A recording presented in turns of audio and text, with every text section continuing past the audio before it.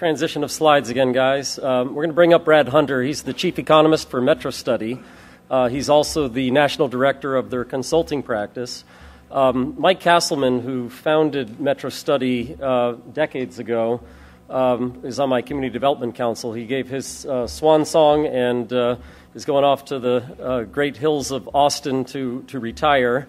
And he's just a fantastic guy, built a great company and sold it recently to Hanley Wood. So I'm going to bring Brad Hunter up, and he's going to do the wrap-up here as it relates to this portion. We're going to have a very short break, and then at 11 a.m., Richard Gaulis is going to come up and head up the land development panel, which will be all-star also. Thank you. Thank you, Greg.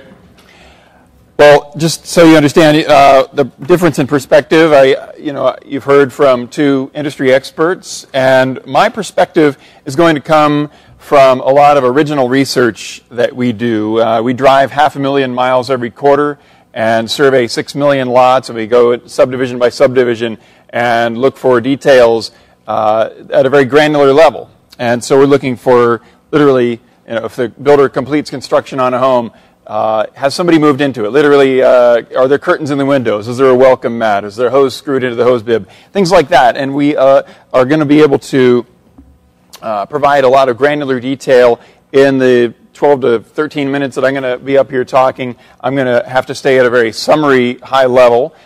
So what you'll see is kind of a roll-up of our information.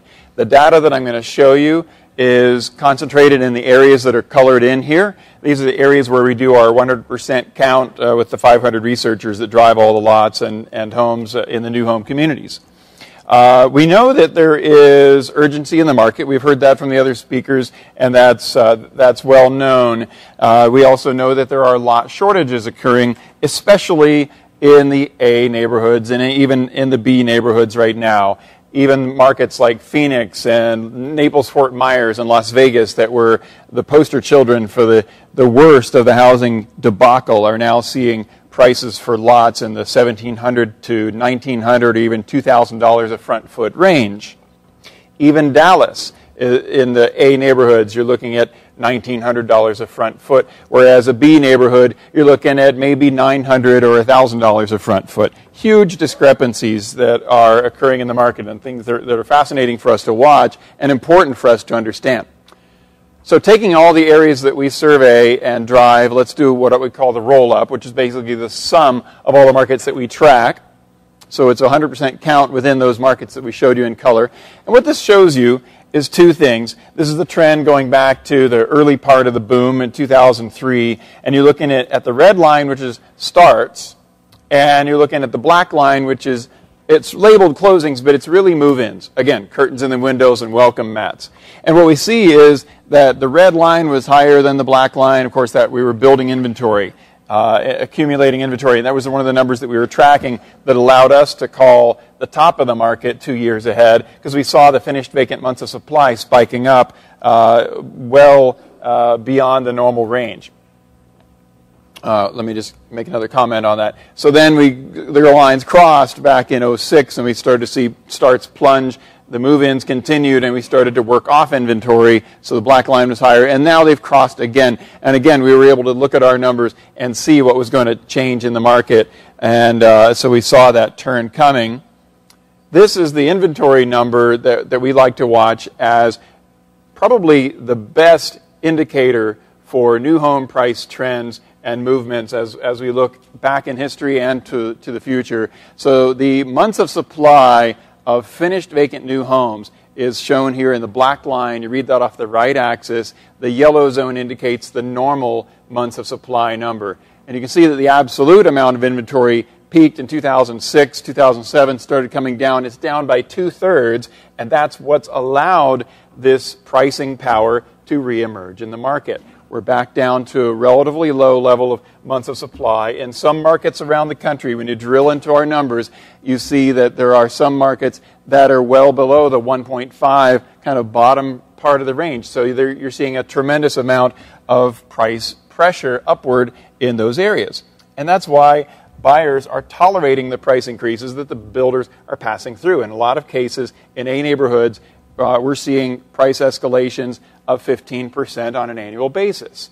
And that is occurring despite the lagging issues going on with the economy. So let's take a look now at lots, because this is the land forum, so we want to talk about lots versus lot development versus the demand for lots.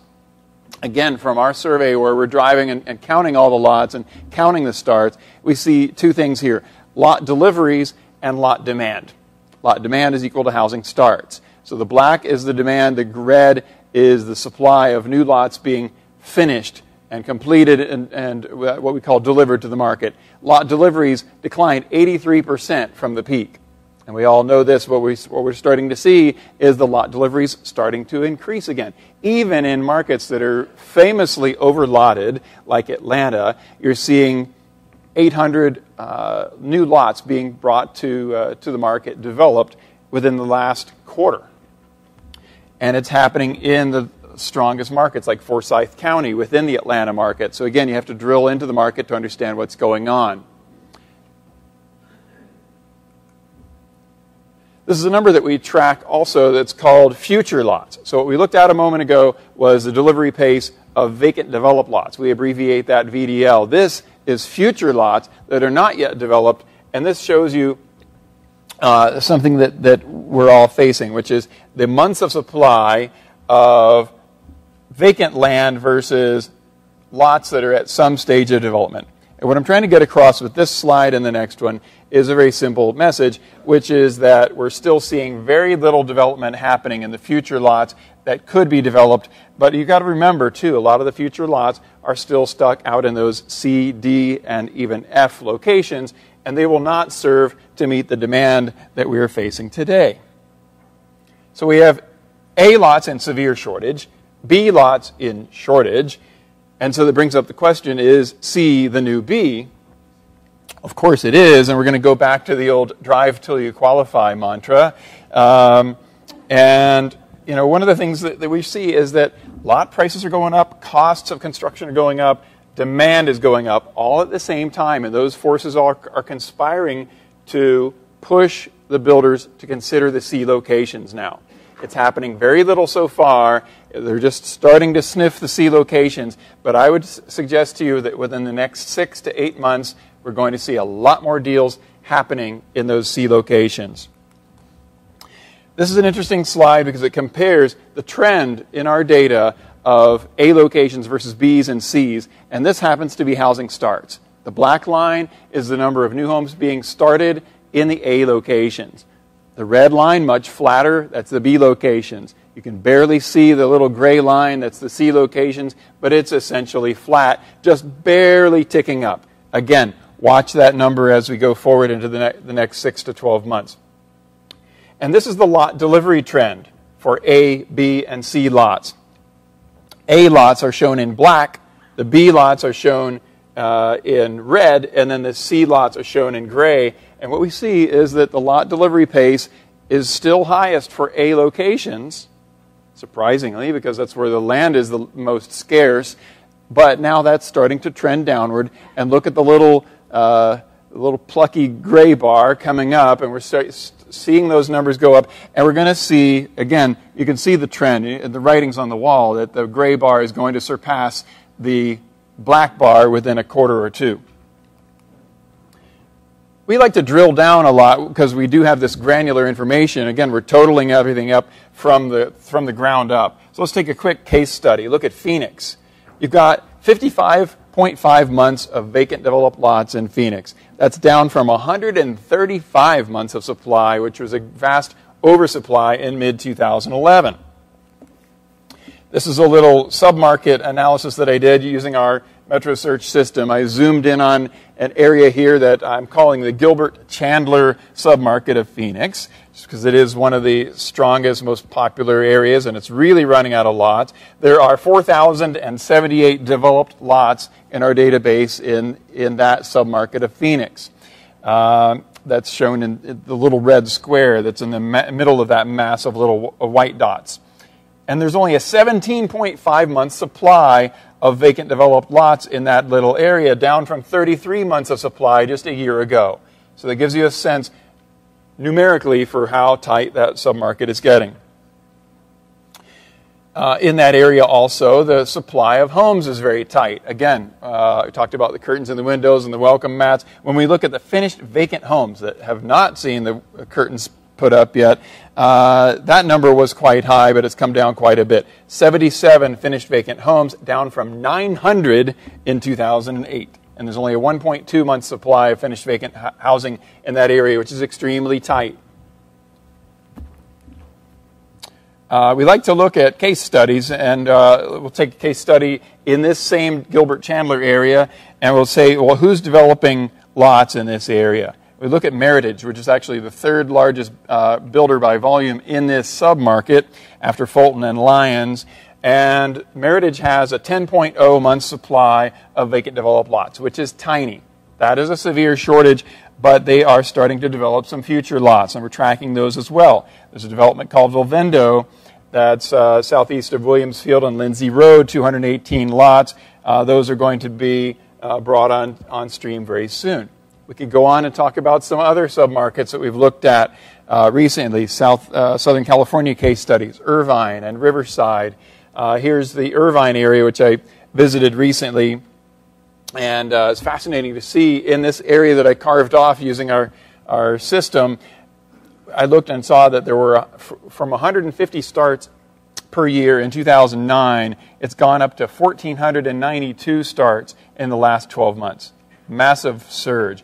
And the lot supply from 1,800 vacant developed lots in 2011, it's only 966 today, and that's only a 7.8 month supply of lots. And you can see, therefore, what is pushing up the home prices and what's pushing up the lot prices in submarkets like this.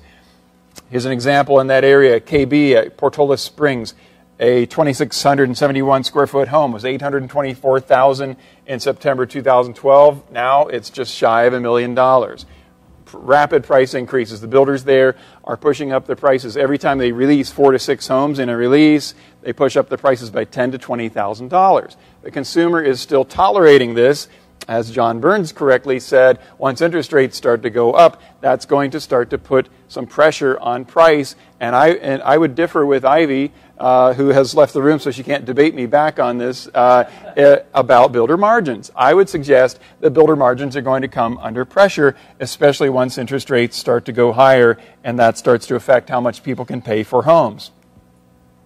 This is another case study, and we talk about Riverside and San Bernardino, the Inland Empire. Obviously, went through some very tough times, but I wanted to highlight a strong success story here. This is a project by Pulte called Everton Grove, right at the edge of that submarket. Prices there, $400,000 to $500,000, pretty strong. Their prices have gone up by $80,000 in less than a year.